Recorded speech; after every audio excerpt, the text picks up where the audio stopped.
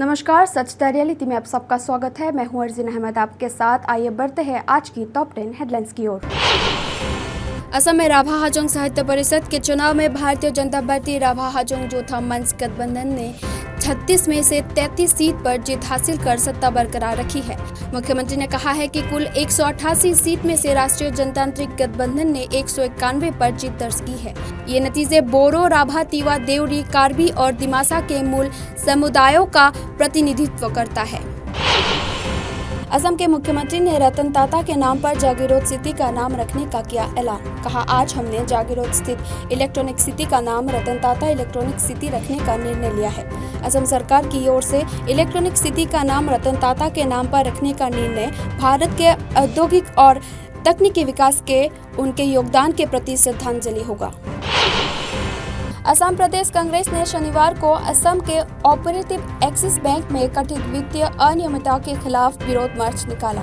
कांग्रेस विधायक जाकिर हुसैन सिकदर ने आरोप लगाया है कि बैंक में करोड़ों रुपए का घोटाला हुआ है, जिसे भाजपा सरकार जांच की मांग को दबाकर छुपाने की कोशिश कर रहे हैं। उन्होंने कहा है कि कांग्रेस चुप नहीं रहेगी, बल्कि हर मंच पर इस मुद्दे को उठाती रहेगी। असम के मुख्यमंत्री हिमंत विश्व शर्मा ने बसंती महानवमी पर असम के लोगों के कल्याण के लिए प्रार्थना की और मां दुर्गा के चरणों की पूजा की। मुख्यमंत्री ने क्षेत्रीय नवमी के अंतिम दिन राम नवमी के अवसर पर गुवाहाटी में अपने आवास पर महाआरती की। पूजन के बाद मुख्यमंत्री ने राम नवमी की शुभकामनाएं दी और भारतीय संस्कृति में मातृशक्ति का महोत्सव पर प्रकाश डाला। सीमा पर से अवैध अबजाही पर अंकुश लगाने का नियंत्रण प्रयास में असम के अधिकारियों ने श्रीभूमि जिले के माध्यम से अवैध रूप से भारतीय क्षेत्र में प्रवेश करने वाले 3 बांग्लादेशी नागरिकों को पकड़ लिया है। असम के मुख्यमंत्री हिमंत विश्व शर्मा ने शनिवार को इस घटनाक्रम की पुष्टि की। इन व्यक्तियों की पहचान नूरजहान बेगम, मोहम्मद इलियास अली और मोहम्मद रकीब शेख के रूप में हुई है। उन्हें स्थानीय कानून प्रवर्तन के द्वारा हिरासत में ले लिया गया है और बाद में उचित प्रक्रिया के बाद बांग्लादेश वापस भेज दिया है। मणिपुर के विष्णुपुर और काकचिंग जिले में 4 उग्रवादी हुए गिरफ्तार। पुलिस ने बताया है कि सुरक्षा बलों ने मणिपुर के विष्णुपुर और काकचिंग जिले में 2 प्रतिबंधित संगठन से जुड़े एक किशोर सहित 4 आतंकवादियों को गिरफ्तार किया है। इस बीच अधिकारी ने बताया है कि जिरीबाम जिले के एक अन्य तलाशी अभियान के दौरान पुलिस ने कई हथियार भी बरामद किए। गाजियाबाद में तेज धूप से परेशान लोगों का कहना है कि इस गर्मी से इंसान ही नहीं बल्कि जानवर भी परेशान है। पेड़ पौधों पर भी धूप भारी पड़ रहा है। ऐसे में कई लोग हीट वेव के चलते प्रभावित हो रहे हैं और लोगों को अस्पताल में भर्ती किया जा रहा है। इसलिए गाजियाबाद शासन स्तर ने सख्त निर्देशों का अनुपालन करते हुए हीट वेव से बचाव की तैयारी तेज कर दी है और अस्पताल में कई कोल्ड रूम का इंतजाम किया गया है, जहां हीट वेव से प्रभावित मरीज को रखा जाएगा। अधिक तापमान वाले मरीजों को ठंडे पानी से नहलाने के लिए बाथटब का विशेष रूप से इंतजाम करने का भी फैसला जारी किया है।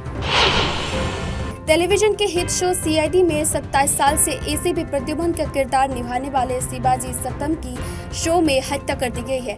अब इसे लेकर नेटिजन्स ने अपनी नाराजगी जारी की है। सीआईडी में एसीपी की मौत दिखाने पर फैंस भड़कते हुए बोले, ये एसीपी की ही नहीं बल्कि सीआईडी का भी अंत है, और कहा जिस किरदार को उन्होंने बचपन से पसंद किया उनके साथ ऐसा किया जा रहा है। इसे स्वीकार करने से फैंस मना करते हुए लिखते हैं कि इस घटना ने उनका दिल तोड़ दिया।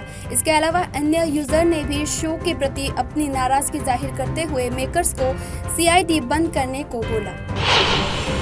न्यूजीलैंड से हारने के बाद हुआ बवाल, फैन से भिड़ा पाकिस्तानी क्रिकेटर। न्यूजीलैंड के दौर पर पाकिस्तान को T20 और वनडे सीरीज में करारी हार का सामना करना पड़ा।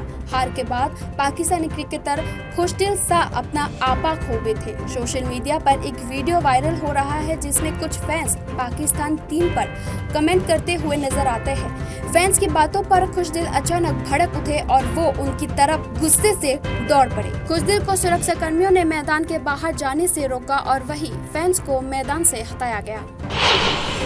प्रधानमंत्री नरेंद्र मोदी ने रामेश्वरम और मुख्य भूमि को जोड़ने वाले पवन समुद्र पुल का उद्घाटन किया। इसके साथ ही उन्होंने रामेश्वरम से तंबरम तक जाने वाली नई ट्रेन सेवा की शुरुआत की। इसके अलावा पीएम मोदी ने एक कोस्ट गार्ड शिप को भी फ्लैग ऑफ किया। ये पुल रामेश्वरम को देश भर से आने वाले श्रद्धालुओं के लिए बेहतर कनेक्टिविटी प्रदान करेगा। आपको बता दें कि पवन समुद्र पुल भारत का पहला वर्टिकल सी लिफ्ट ब्रिज है, जिसकी लंबाई 2.8 किलोमीटर है और इनमें 99 स्पेन है। इनमें 72.5 मीटर लंबा वर्टिकल लिफ्ट स्पेन है, जो 17 मीटर तक ऊंचा उठ सकता है। বিয়া জন্মদিন বা আপোনাৰ যিকোনো বিশেষ অনুষ্ঠানৰ বাবে one stop solution Ambience Banquets আপোনাৰ প্ৰতিটো অনুষ্ঠানৰ বাবে এটাই শ্ৰেষ্ঠ স্থান। Guwahati's finest and luxurious banquet hall Ambience Banquets, perfect for every celebration. For booking contact 7099013417 or visit 5th floor above Reliance Centro, RG Burwa Road, Guwahati.